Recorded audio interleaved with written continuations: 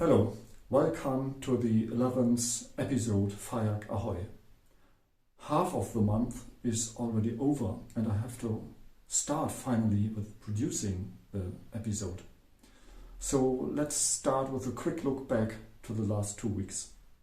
When I started with thinking about how to design the side paneling 2 weeks ago, I was initially stuck on a problem, as is often the case, unfortunately.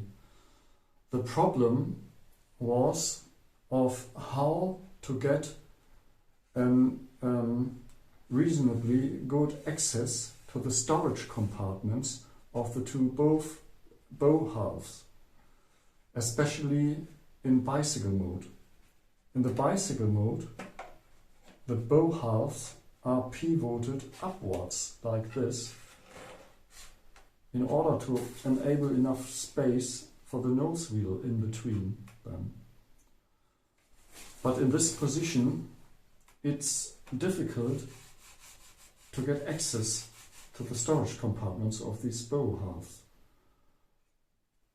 I hope I have now found a reasonably good solution for that. But if this solution will really be good enough, will become clear not before I have finished the side paneling completely ready.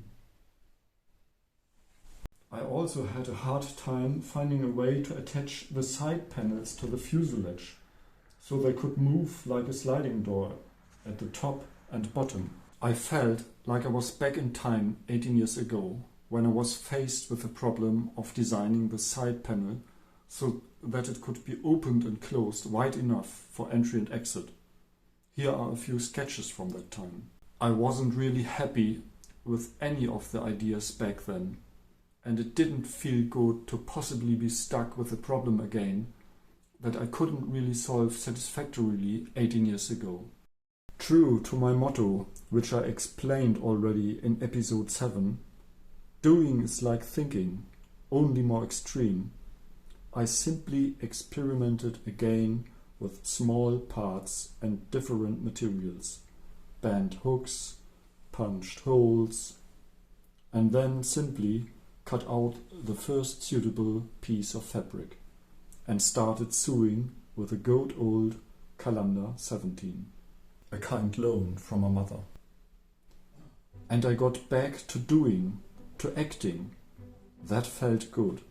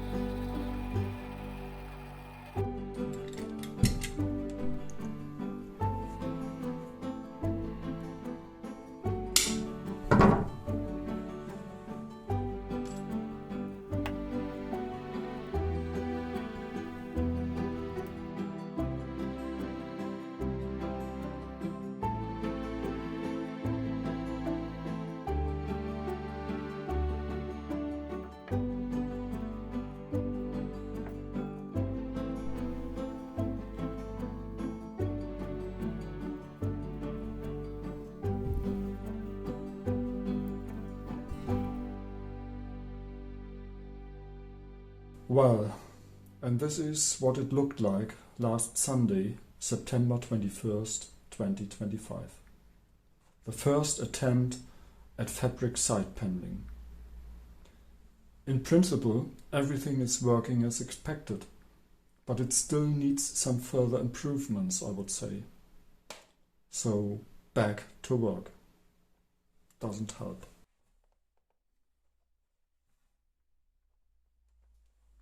And then I thought, since I have to redo the entire side panel anyway, maybe I could try a different color, because I wasn't entirely convinced by the turquoise cotton fabric. So I thoroughly rummaged through all the old fabric straps I could find. And suddenly I had my old G8 demonstration banner from 2007 in my hands. What a surprise! It was only the day before yesterday, Wednesday, September 24th, and I'm not really sure what it was anymore, but I suspect it was a mixture of the completely different feel of the thick, strong and stiff linen fabric, all the memories from 2007 that clung to the scrap of fabric, in brackets Heiligendamm, and a lot of green tea again. That lead me to a complete different world of ideas regarding the fabric covering. I just call this new covering principle the horse blanket principle. On Thursday, September 25th, I went with my son to our local saddlery, Kayak, to buy more of the material. I had bought it there over 30 years ago to sew a spray deck for my then new clapper folding boat.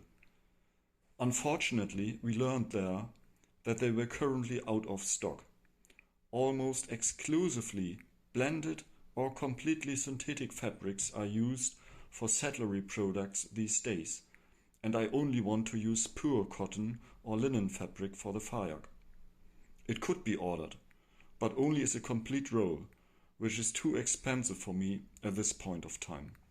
Yes, and last Sunday, September 28, I thought about it for a while. For example, whether I should cut up my old homemade spray deck here. I didn't. Or where I got this piece of very thick and stiff cotton material. 5 years ago I used it as a wrap for my mustard fly. And then I noticed that this piece here has already a very slight mold infestation here. And that's despite my best efforts to put it away only when it's completely dry. Mold is a problem. And my spray deck has been mold free for 30 years now. And it's made from natural material. I mean from cotton or linen or a mixture of that, but without any synthetic fibers. But it must have been impregnated with some kind of chemical. You can still smell it.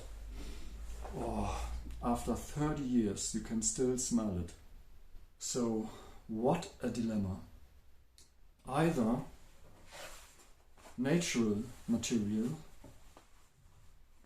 but then with a difficult to control mold hazard, or a chemical kosh, natural material but impregnated.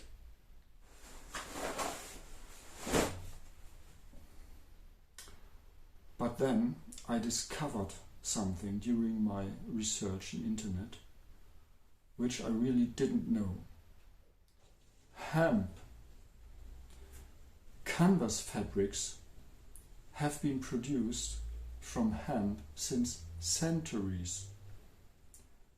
not before the 19th century a change over to cotton happened, but that was most likely not because that cotton has the better product properties, but most likely only because cotton is better for mass production.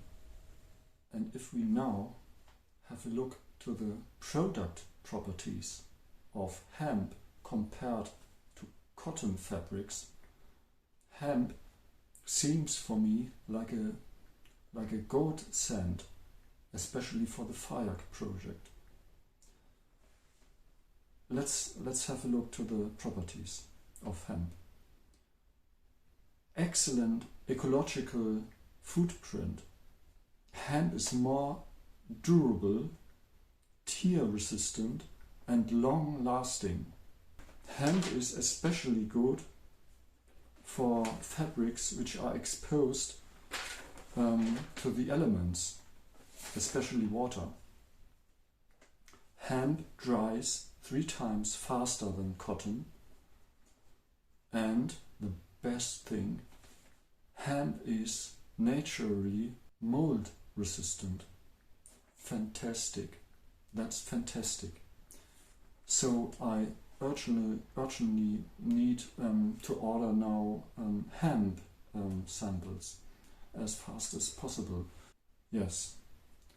Okay, that's so far for this episode. I thank you very much for your interest. Thank you.